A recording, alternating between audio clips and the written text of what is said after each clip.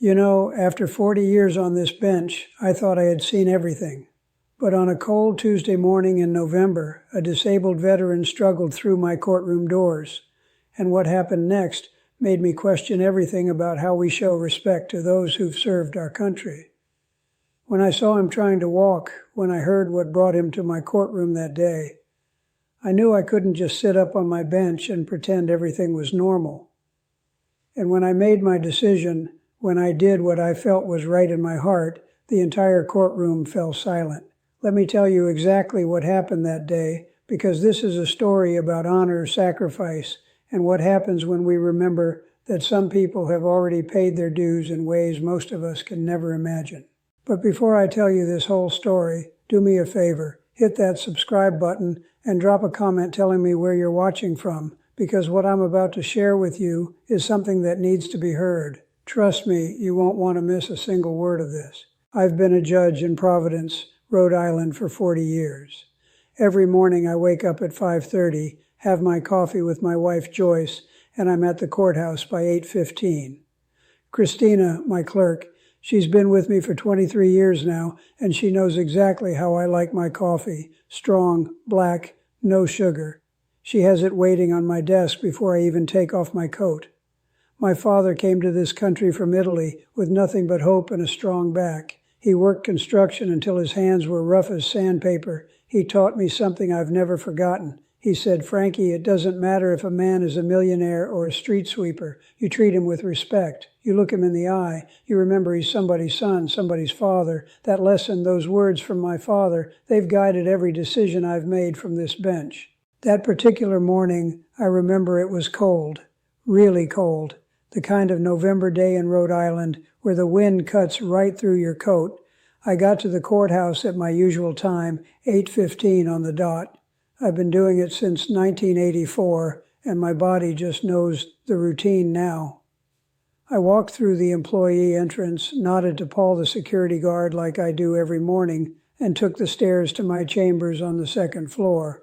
I never take the elevator unless my knee is acting up. Those stairs keep me young, or at least that's what I tell myself. Christina was already there with my coffee and the morning's case files. She looked up at me with this expression I couldn't quite read. I said, "Good morning, Christina. What do we have today?" She handed me the stack of files and said, "Judge, it's a full docket, 23 cases, but there's one I think you should know about." I could tell from her voice something was different.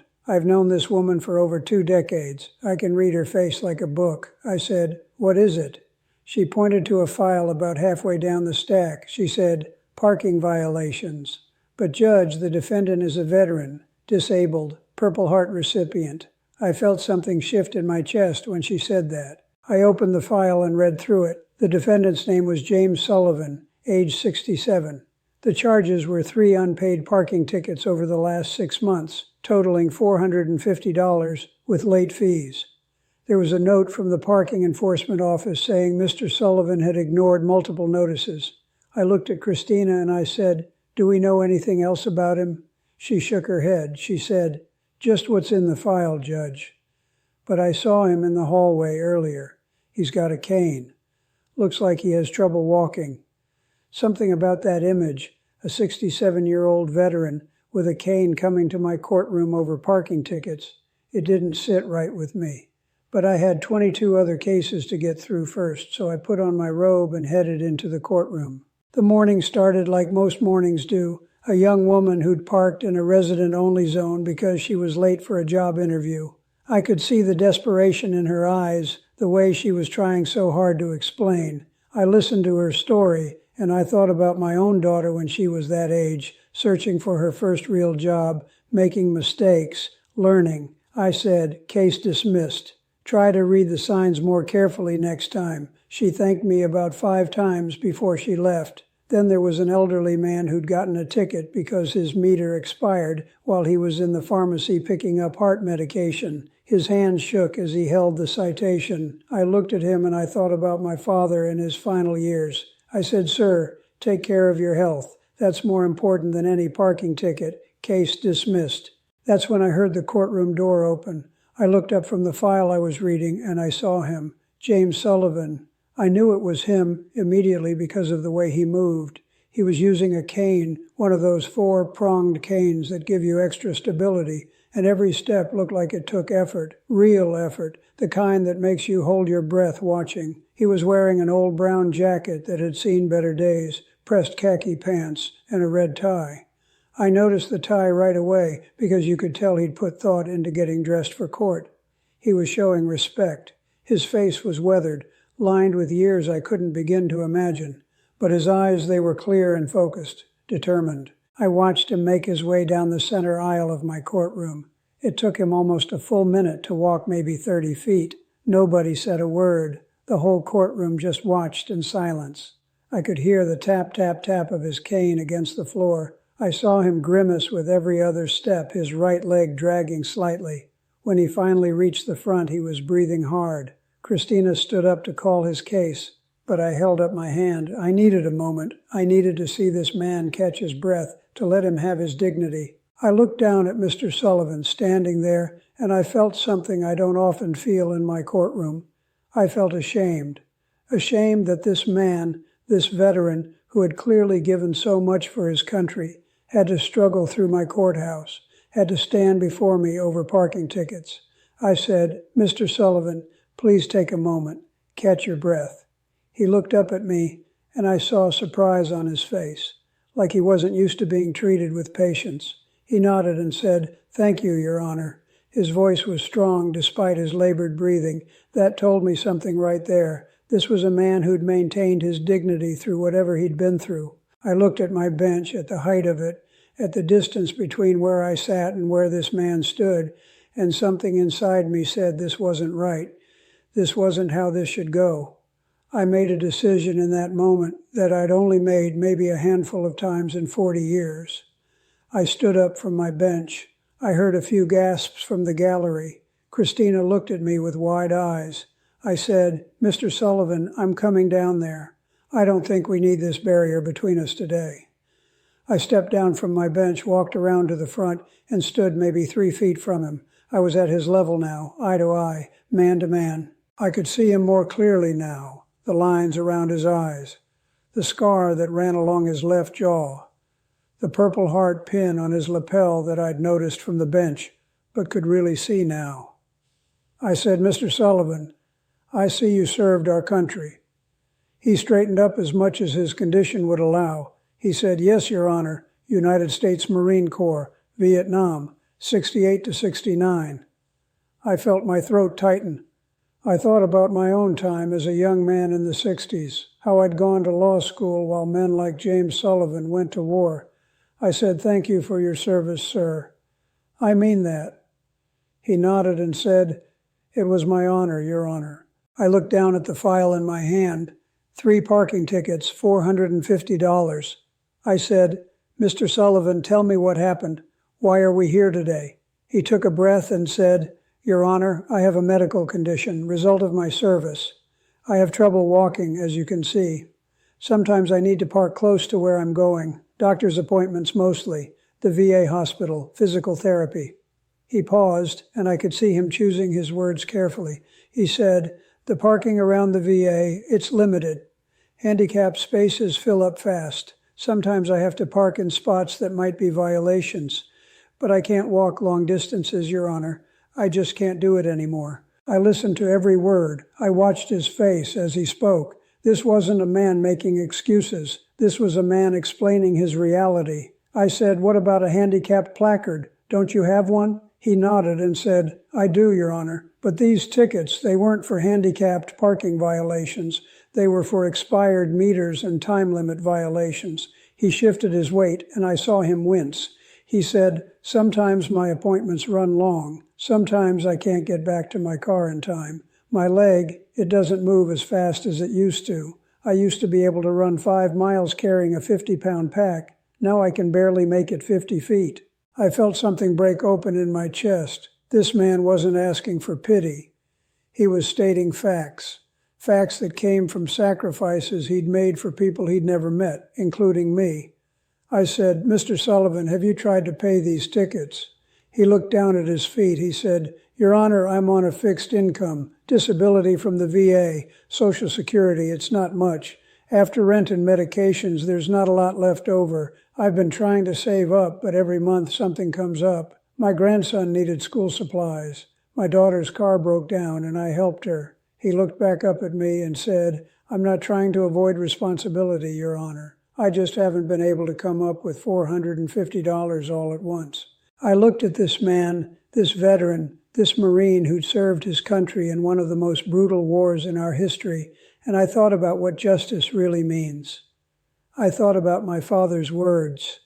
I thought about the oath I took 40 years ago to administer justice fairly. And I knew in that moment that making this man pay $450 wasn't justice. It was the opposite. I said, Mr. Sullivan, let me ask you something.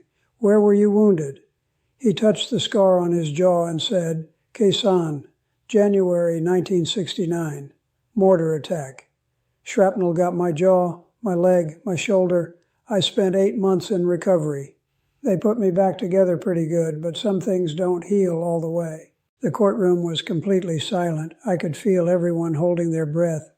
I said, Mr. Sullivan, I'm looking at these tickets. I'm looking at you, and I'm thinking about what you've already paid, what you've already sacrificed. I paused because I needed to get my words exactly right. I said, you've paid enough, more than enough. These tickets, these fines, they're dismissed, all of them. You don't owe this city a single penny. Not today, not ever, not for this. Now let me pause here for just a second. I need to ask you something. Have you ever met someone who truly understood sacrifice? Someone who never asked for special treatment but deserved it more than anyone? Leave me a comment because I actually read them. And if you're enjoying this story, hit that like button for me. I watched Mr. Sullivan's face as my words registered, his eyes filled with tears. He said, Your Honor, I don't know what to say. His voice cracked. I said, You don't need to say anything, sir. Your service says it all. But let me do something else. I turned to Christina and said, Christina, call parking enforcement. I want to speak to the director. She nodded and picked up the phone. I turned back to Mr. Sullivan and said, I'm going to make sure you get a special permit, something that gives you grace periods at meters, something that helps you when your appointments run long. This is something I should have thought of before you ever had to come here. Mr. Sullivan wiped his eyes with the back of his hand. He said, Your Honor, that's very kind, but I don't need special treatment. And that's when I knew for certain what kind of man stood before me. I said, Mr. Sullivan, it's not special treatment, it's just treatment. It's recognizing that not everyone's circumstances are the same. You've earned consideration whether you think so or not. He stood there silent for a moment, and then he said, Can I shake your hand, Your Honor? I reached out immediately and gripped his hand. His handshake was still strong, still firm, the handshake of a Marine. As he turned to leave, I watched him make that long walk back up the aisle. Tap, tap, tap went his cane. I stood there and I watched every single step, and I made myself watch because I needed to remember. I needed to remember what sacrifice looks like. I needed to remember that the law isn't just about rules and fines and citations. It's about people. It's about seeing people, really seeing them. When Mr. Sullivan reached the door, he turned back and gave me a nod. I nodded back, and then he was gone. I walked back to my bench, but I didn't sit down right away. I stood there for a moment looking out at the faces in my courtroom. I saw a young man in the back wiping his eyes. I saw an older woman nodding her head. I saw my clerk, Christina, with her hand over her heart. I said, We're going to take a 15-minute recess. I need a moment. I went back to my chambers and I sat at my desk and I just breathed. I thought about my father. I thought about all the veterans I've known in my life. My uncle Giuseppe, who served in World War II. My neighbor's son, who came back from Iraq with injuries you couldn't see but were just as real. Christina came in after a few minutes. She said, Judge, that was beautiful. What you did for Mr. Sullivan. I looked up at her and I said, Christina, I didn't do enough. He should never have had to come here in the first place.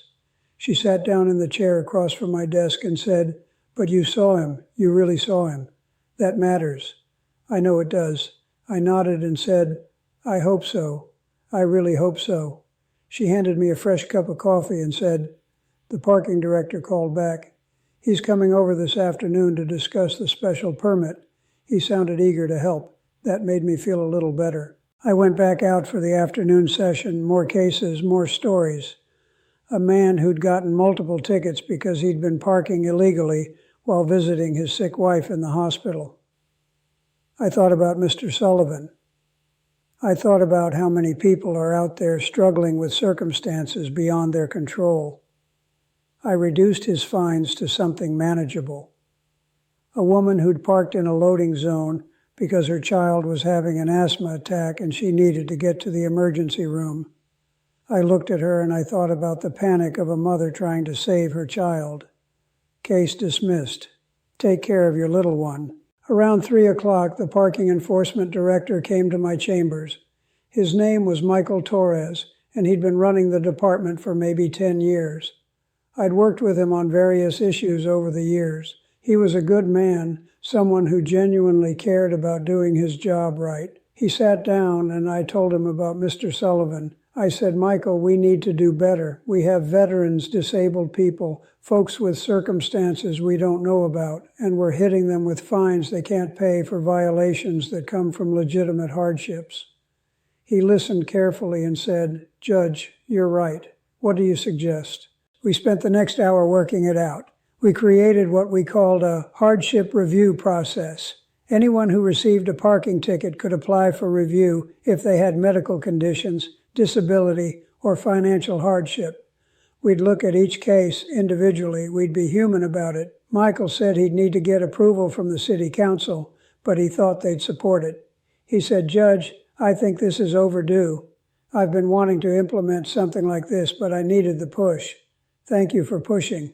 I shook his hand and said, thank you for being open to it. That's what makes the difference. That evening I went home and told Joyce about my day. We sat at the kitchen table, the same table we've had for 30 years, and I told her about Mr. Sullivan, about watching him walk with that cane, about the Purple Heart pin, about dismissing his tickets and the look in his eyes. Joyce reached across the table and squeezed my hand. She said, Frank, this is why you do what you do. This is why you've stayed on that bench for 40 years when you could have retired. Because you see people. She had tears in her eyes. She said, I'm proud of you. I squeezed her hand back and said, I just wish I could do more. The next morning, I got to the courthouse at my usual time. Christina met me at my chambers with my coffee and a smile. She said, Judge, you need to see this. She handed me her phone, and on the screen was a news article. The headline read, Judge steps down from bench to help disabled veteran. Someone in the courtroom had written about what happened. The article described Mr. Sullivan's struggle to walk, my decision to come down from the bench, the dismissal of his tickets. At the bottom was a quote from Mr. Sullivan himself. He said, Judge Caprio restored my faith in the system. He treated me with dignity. He saw me as a person, not just a case number. I felt my eyes get wet reading those words. Christina said, Judge, it's all over social media. People are sharing it everywhere. My phone's been ringing since 6 this morning. News stations want to interview you. I shook my head and said, no interviews. This isn't about me getting attention. This is about doing what's right. She nodded and said, I figured you'd say that. But Judge, people are inspired. They're talking about how we treat our veterans, how we need to do better. That's a good thing. I sat down at my desk and said, then that's the story that should be told. Not about me, but about the James Sullivans of the world, about what they've sacrificed and how we need to honor that. Over the next few days, something unexpected happened. Donations started coming in. People from all over the country sent money designated for veterans dealing with parking fines or legal fees. By the end of the week, we had raised over $30,000. I worked with Michael Torres and some veterans organizations to set up a fund. We called it the James Sullivan Veterans Legal Assistance Fund. It would help veterans pay fines, get legal representation, and navigate systems that were often confusing and overwhelming. When I called Mr. Sullivan to tell him, he was speechless. He finally said, Your Honor, I don't know what I did to deserve this. I said, Mr. Sullivan, you served. That's what you did. That's more than enough. I'm going to be honest with you. At this point, I was overwhelmed by the response. If you've ever felt that sense of community coming together for something good, you know what I'm talking about. Hit that like button if you're still with me, and make sure you're subscribed, because what happens next really touched my heart in ways I didn't expect. About 2 weeks after that day in court, I got a letter. It was addressed to me at the courthouse, and the return address was from a VFW post in Providence. I opened it during my lunch break. Inside was a handwritten letter from a man named Robert Chen. He wrote that he was a Vietnam veteran who'd served with Mr. Sullivan at Khe Sanh. He'd read about what happened in my courtroom, and he wanted me to know more about James Sullivan. He wrote that Sullivan had saved his life during that mortar attack, that Sullivan had been hit by shrapnel but still dragged Chen to safety while under fire, that Sullivan had refused medical treatment until everyone else in his unit was taken care of first. I sat there reading this letter, and I realized I'd only seen the smallest piece of who James Sullivan was. Robert Chen wrote about how Sullivan came home from the war and became a carpenter, how he'd built affordable houses for low-income families, how he'd volunteered with Habitat for Humanity every weekend until his injuries made it impossible, how he'd raised 3 kids on his own after his wife died of cancer, how every single one of those kids graduated from college, the first in their family to do so. Chen wrote, "Judge Caprio, you honored a true American hero. Thank you for seeing him. Thank you for treating him the way he deserves to be treated. Thank you for reminding us all that character and service matter more than rules." I finished reading that letter and I put my head in my hands and I just sat there. I thought about what my father used to tell me. He'd say, "Frankie, you never know what someone's been through. You never know what battles they've fought that you can't see. Treat everyone like they might be carrying a burden you can't imagine, because chances are they are." That letter from Robert Chen reminded me that my father was right, that James Sullivan had been carrying burdens I couldn't begin to understand, and all he'd asked for was a little grace, a little understanding, because he couldn't walk as fast as he used to. That afternoon, I asked Christina to get me James Sullivan's phone number. I wanted to call him personally. She found it in the case file, and I dialed it during my afternoon break. He answered on the 3rd ring. He said, "Hello?" I said, "Mr. Sullivan, this is Judge Caprio." There was a pause, and then he said, "Your Honor, is everything all right?" I smiled at that. Even after everything, his first thought was concern that something was wrong. I said, "Everything's fine, Mr. Sullivan. I just wanted to check in on you, see how you're doing." He said, "I'm doing well, Your Honor, really well. That permit you arranged, it's made such a difference. I can get to my appointments without the stress now. I don't have to worry about rushing back to my car when my leg isn't cooperating." I said, "I'm glad to hear that, sir. I also wanted to tell you I received a letter from Robert Chen." There was silence on the other end.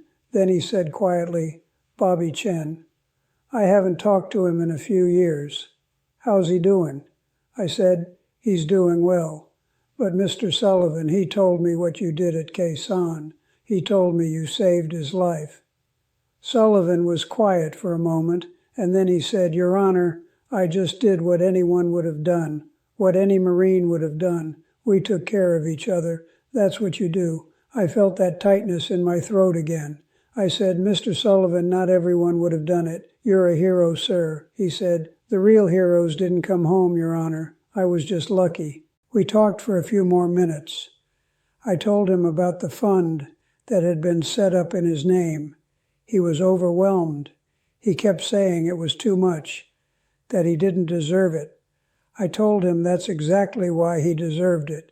People who truly deserve recognition are usually the ones who think they don't.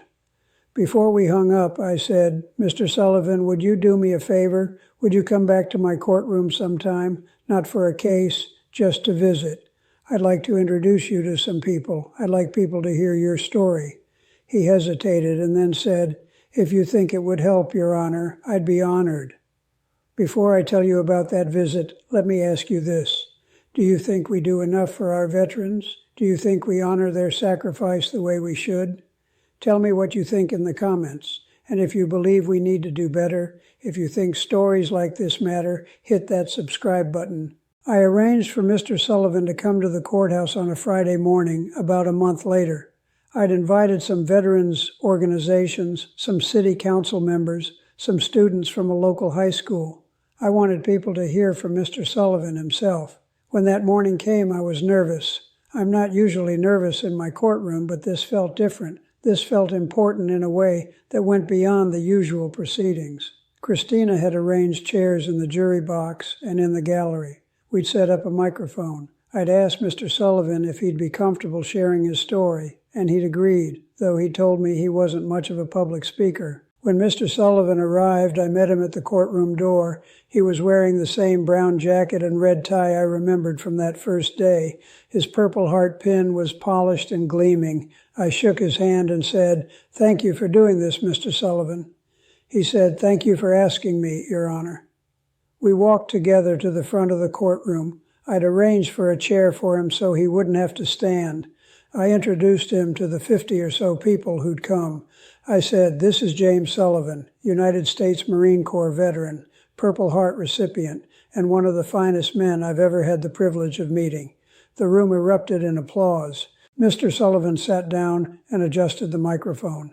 I sat in the front row, just a few feet from him. He looked out at the audience and began to speak. He talked about growing up in Providence, about joining the Marines when he was 19 because he felt it was his duty. He talked about basic training at Parris Island, about shipping out to Vietnam in the spring of '68, about the heat and the fear and the brotherhood he found in his unit. He talked about Khe Sanh, about the mortar attack, about waking up in a field hospital, not sure if he'd ever walk again. His voice never wavered. He spoke clearly and honestly. Then he talked about coming home, about how different everything felt, about struggling to find work because of his injuries, about meeting his wife, Patricia, who saw past his scars to the man underneath, about building a life, raising kids, trying to be a good father and a good citizen. He talked about losing Patricia to cancer 15 years ago, about how hard that was, harder than anything he'd faced in the war. He said, "She was my anchor. When she was gone, I had to learn to be my own anchor. But it wasn't easy." His voice cracked a little there, and I saw him take a moment to compose himself. Then he talked about his struggles with parking tickets, about how embarrassing it was to not be able to afford to pay them, about how ashamed he felt coming to court. He looked at me and said, "But Judge Caprio, he didn't make me feel ashamed. He made me feel seen. He made me feel like I mattered, and that's something I hadn't felt in a long time." The room was absolutely silent. People were crying. I was crying. Mr. Sullivan said, "I'm telling you all this because I want you to know that kindness matters. Dignity matters. When someone treats you with respect, especially when you're at your lowest, it changes everything. It reminds you that you're human, that you're worthy." After Mr. Sullivan finished speaking, I stood up and addressed the audience. I said, "This is why I've stayed on this bench for 40 years, for moments like this. For people like James Sullivan who remind me what really matters. The law is important. Rules are important. But people are more important. Understanding people's circumstances, seeing their humanity, treating them with dignity, even when they're in front of you because they've broken a rule. That's what justice really means."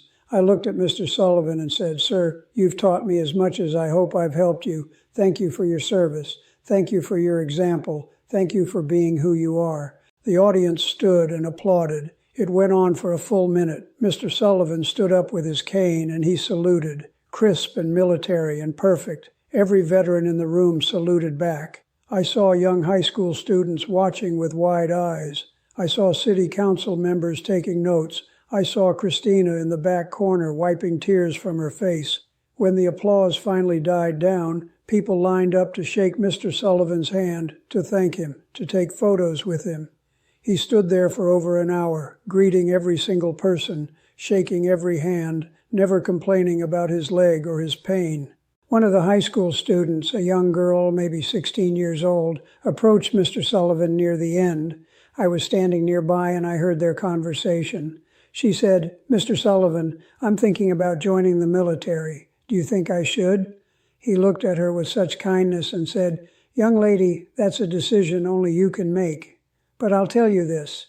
If you decide to serve, you'll learn things about yourself you never knew. You'll find strength you didn't know you had. You'll be part of something bigger than yourself, and that's a gift not everyone gets." She thanked him and walked away, looking thoughtful. I thought about how his words might change the direction of her life. After everyone left, it was just Mr. Sullivan, Christina, and me in the courtroom. I said, "Mr. Sullivan, that was powerful, what you shared today." He sat down in one of the gallery benches, clearly exhausted. He said, "Your Honor, I meant every word. You changed my life that day you dismissed those tickets, not just because of the money, though that helped, but because you saw me. You treated me like I mattered. I'd been feeling invisible for so long, like I was just taking up space. You reminded me that I still have value." I sat down next to him and I said, "Mr. Sullivan, you've always had value, more than you know. I'm just sorry it took parking tickets for us to meet. You know what keeps me doing this job after 40 years? Moments like these, seeing that the law can be applied with compassion, that justice and mercy aren't opposites, they're partners. If this story is restoring your faith in the system, show me by hitting that subscribe button and that like button. Share this with someone who needs to see it." Over the following months, the James Sullivan Veterans Legal Assistance Fund grew. We were able to help over 200 veterans with various legal issues: parking tickets, traffic violations, housing disputes, benefit claims. We partnered with law firms who provided pro bono representation. We connected veterans with social services they didn't know existed. Michael Torres and his parking enforcement team implemented the hardship review process, and they reported that hundreds of people had applied and received relief. The City Council even passed a resolution honoring Mr. Sullivan and establishing an annual Veterans Dignity Day to raise awareness about the challenges veterans face. I started seeing changes in my courtroom, too. My fellow judges heard about what happened, and they started approaching cases differently, looking more carefully at circumstances, asking more questions, being willing to show compassion when circumstances warranted it. One of my colleagues, Judge Martinez, told me she'd dismissed tickets for an elderly woman who'd been parking illegally while caring for her disabled husband. She said, "I thought about what you did for Mr. Sullivan. I thought about seeing the person, not just the violation. It felt right." That conversation meant more to me than any award or recognition. About 6 months after that first court appearance, I got another call from Mr. Sullivan. He said, "Your Honor, I wanted you to know something. I'm going back to work." I said, "Work? What do you mean?" He said, "Not full-time, but part-time. I'm going to teach woodworking at the community center, show kids how to build things with their hands. I can't do the physical work like I used to, but I can teach. I can pass on what I know. Your Honor, I'd given up on having purpose. But you gave it back to me." I felt my eyes well up. I said, "Mr. Sullivan, I didn't give you anything. You always had it. You just needed to be reminded." He came by the courthouse a few weeks later to tell me about his first class. He was beaming. He said, "Your Honor, I had 12 kids show up. 12 kids who wanted to learn. We're building birdhouses to start. Simple stuff, but you should see their faces when they sand their first board smooth, when they see pieces come together into something real. It's the best feeling I've had in years." I shook his hand and said, "Mr. Sullivan, you're still serving, just in a different way." He nodded and said, "I guess you're right, Your Honor. I guess old Marines never really stopped serving." I think about that day often, the day Mr. Sullivan struggled through my courtroom doors, the day I stepped down from my bench because sitting up there felt wrong, the day I looked at 3 parking tickets and saw a man's entire life of service behind them. My father always told me that the measure of a society is how it treats its most vulnerable, its elderly, its veterans, its struggling families. He said, "Frankie, never forget where you came from. Never forget that everyone's fighting a battle you know nothing about. Be kind, be fair, see people." I learned early in my career that my father was right about everything that mattered. After 40 years on this bench, I still believe the law is the great equalizer. But the law is administered by people, and people have the power to use the law as a hammer or as a tool for justice. I choose justice every time. Justice that sees circumstances. Justice that understands context. Justice that remembers that behind every case number is a human being with a story, with struggles, with dignity that deserves to be recognized and protected. Money can't buy integrity. It can't buy respect. It can't buy the kind of character that James Sullivan has. And it shouldn't buy someone a pass while someone like him gets crushed by a system that doesn't see him. I've learned one thing in 40 years. The law doesn't care about your bank account. It shouldn't anyway. It should care about your actions, your circumstances, your humanity. In my courtroom, a nurse and a millionaire stand on exactly the same ground.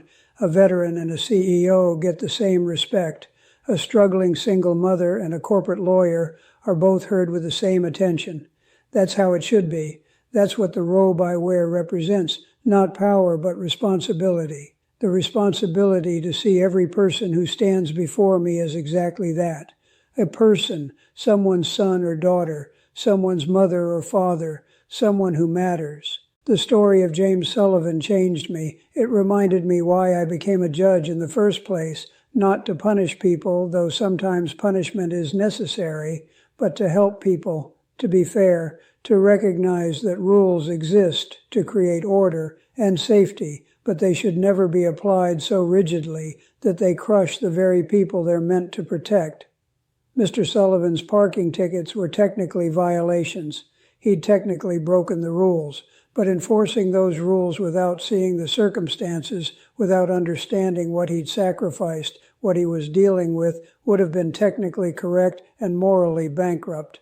I told Mr. Sullivan something my father taught me. I said, respect isn't something you demand. It's something you earn, and you've earned it in ways most of us never will. You've earned it through service, through sacrifice, through raising your family right, through continuing to contribute even when your body won't cooperate, through maintaining your dignity even when systems failed you. You've earned respect just by being who you are. He said to me, Your Honor, your father must have been a wise man. I said he was, and he'd have been honored to shake your hand. Later that afternoon in my chambers, I reflected on everything that had happened. The U.S. Attorney's Office had been working on the Veterans Fund implementation with local organizations. He explained how the fund was being structured to ensure it could help veterans for years to come. I learned that contributions were still coming in from across the country. People who'd heard the story and wanted to help. The numbers were significant, over $70,000 now, enough to help hundreds of veterans, all because one man struggled through a courtroom door and another man decided to see him. I sat there thinking about how one moment can ripple out in ways you never imagine. I thought about all the veterans who'd been helped by the fund, all the judges who'd been inspired to show more compassion, all the students who'd heard Mr. Sullivan speak and learned what service really means, all the people who'd read or heard about what happened and maybe treated someone in their own life with a little more kindness. One moment, one decision to step down from my bench and meet a man at his level. That's all it was. But it changed things. It changed me. 2 years later, I received a letter from Mr. Sullivan. He was in the hospital. His daughter had written the address on the envelope, but the shaky handwriting inside was his. He wrote, Your Honor, the doctors tell me I don't have much time left. My heart is giving out. But I wanted to write to you before I go. I wanted to thank you again for what you did for me. You gave me my dignity back. You gave me purpose for my final years. Because of you, I got to teach kids woodworking. I got to feel useful again. I got to feel seen. Your Honor, I'm not afraid to die. I've lived a full life, but I'm grateful that the end of it was filled with more kindness than I ever expected. Thank you for being the kind of man my father told me existed, but I'd stopped believing in. God bless you. I read that letter 3 times. Then I put it down and I cried. I cried for James Sullivan. I cried for all the veterans who never got the help they needed. I cried because I wished I'd done more. I called his daughter immediately. She told me he'd passed away that morning, peacefully, surrounded by his kids and grandkids. She said, "Judge Caprio, my father talked about you all the time, about what you did for him. You made his last years better than they would have been. Thank you." I could barely speak. I said, "Your father was a great man. It was my honor to know him." She said, "He would have liked hearing you say that." I went to Mr. Sullivan's funeral. It was at a small church in Providence, packed with people. Veterans in their dress uniforms, students from his woodworking classes, neighbors, family. I sat in the back, but his daughter saw me and insisted I sit up front. During the service, a young man spoke. He said his name was David, and he'd been in Mr. Sullivan's woodworking class. He said, "Mr. Sullivan taught me more than how to build birdhouses. He taught me that everyone has value, that struggles don't define you, that you can keep serving even when your body fails. He taught me to see people, really see them, just like Judge Caprio saw him." At the cemetery, the honor guard folded the flag from his casket and presented it to his daughter. They played taps. Veterans saluted. I stood there watching, and I thought about that day in my courtroom, about watching him struggle with his cane, about the Purple Heart pin, about stepping down from my bench, about 3 parking tickets that led to all of this. I thought about how grateful I was that I'd paid attention that day, that I'd listened to what my gut told me, that I'd chosen compassion over rigidity. After the burial, Mr. Sullivan's daughter approached me. She handed me a small box. She said, "My father wanted you to have this." Inside was his Purple Heart medal. I said, "I can't accept this. This belongs to your family." She shook her head. She said, "Judge Caprio, my father said you honored his service more than a medal ever could. He wanted you to have it as a reminder that seeing people matters, that kindness matters, that justice is about more than rules. Please take it." I held that medal in my hand, feeling its weight, and I said, "I'll treasure this. I'll keep it in my chambers where I can see it every day." She hugged me and said, "Thank you for loving my father." And guess who started a scholarship fund with some of the remaining money from the Veterans Assistance Fund? Mr. Sullivan's daughter. She created the James Sullivan Scholarship for veterans' children pursuing skilled trades. She said her father had always believed in the dignity of work, of building things with your hands, of having a trade that could support a family. The first scholarship went to David, the young man from the woodworking class who spoke at the funeral. He was going to study carpentry, carrying on what Mr. Sullivan had taught him. I think about that day often, what it taught me, what James Sullivan taught me. My father came to this country with nothing. He worked construction his entire life. He taught me that every person has dignity regardless of their bank account or their status. He taught me to see people for who they are, not what they have. After 40 years, I still believe the law is the great equalizer, but only if it's applied by people who remember that equality means seeing everyone's full humanity, their struggles, their sacrifices, their worth. Money can't buy integrity. It can't buy respect. It can't buy the kind of character that allows a man to drag his wounded friend to safety under fire. It can't buy the strength to raise 3 kids alone after losing your wife. It can't buy the grace to keep serving your community even when your body betrays you. James Sullivan had all of that, not because of money, but because of who he was. And I almost missed it. I almost let him just be another case, another set of tickets, another fine to collect. But something made me look up. Something made me really see him. So let me ask you this. Do you think I made the right decision?